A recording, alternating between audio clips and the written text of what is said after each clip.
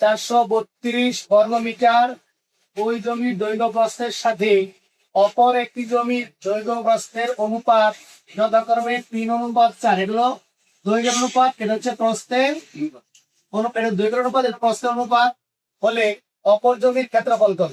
অর্থাৎ একটা জমির ক্ষেত্রফল দেওয়া আছে এবং ওই জমির দৈর্ঘ্য প্রস্থের সাথে অপর জমির দৈর্ঘ্য প্রস্থের ক্ষেত্রফলের অনুপাত দেওয়া আছে। আমাকে বের করতে হবে অপর জমির ক্ষেত্রফল। তাহলে আমরা সবাই দেখি। প্রথমে আমরা ধরলাম যে একটি জমির দৈর্ঘ্য হচ্ছে 3x, অপর জমির দৈর্ঘ্য হলো 4y, আমরা 4x। একটা জমির দৈর্ঘ্য দিলাম আমরা 3x, অপরটা দিলাম কত 4x। চলো ধরে নিলাম।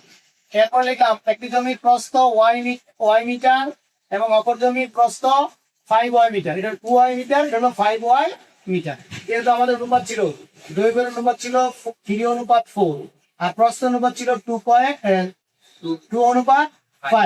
এখন এটা আমি ধরলাম হলো দৈর্ঘ্যের অনুপাত ছিল, এই জন্য এটাকে ধরলাম 3x, এটাকে ধরলাম 4x, এটা 2y, এটা হচ্ছে 5y। তাহলে আমরা কি লিখলাম?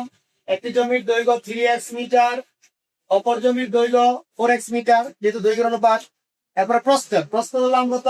একটি জমির প্রস্থ 2y মিটার, অপর জমির প্রস্থ 5y মিটার। এখন আমরা ক্ষেত্রফলের সূত্র জানি কি, যে আয়তাকার ক্ষেত্রে ক্ষেত্রফলের সূত্র হচ্ছে দৈর্ঘ্য গুণ প্রস্থ। তাহলে আমরা এখন লিখবো কি, একটি জমির ক্ষেত্রফল দৈর্ঘ্য হচ্ছে 3x, প্রস্থ হচ্ছে 2y। তাহলে 3x এবং 2y গুণ করে আমাদের হবে কত? বর্গমিটার। আমরা জানি ক্ষেত্রফলের একক হচ্ছে বর্গমিটার। তাহলে 3x আর 2y গুণ করলে 3 গুণে কত? 6 বা 6। 3 × 2 গুণ করলে 6, x আর y গুণ করলে xy বর্গমিটার। এটা পাইলাম প্রথম জমির ক্ষেত্রফল। কিন্তু আমাদের তো প্রথম জমির ক্ষেত্রফল দেওয়া আছে 432। তাহলে আমরা লিখলাম প্রশ্নের মধ্যে 6xy = 432।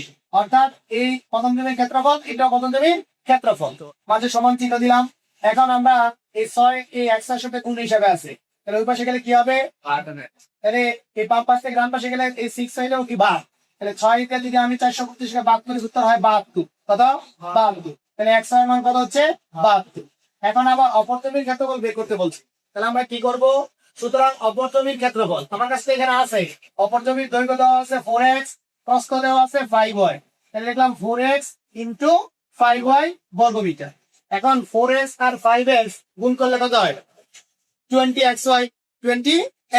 তাহলে x এর মান তো আমি জানি 72। তাহলে 20 × 72 তাহলে কত হয়? 1440। 1400। তারপরে এই 0 লিখলাম, 2 × 4, 7 × 14, এত বর্গমিটার। তাহলে আমাদের উত্তরটা কত হলো? অপর জমির ক্ষেত্রফল 1440 বর্গ মিটার। বুঝতে পারছি?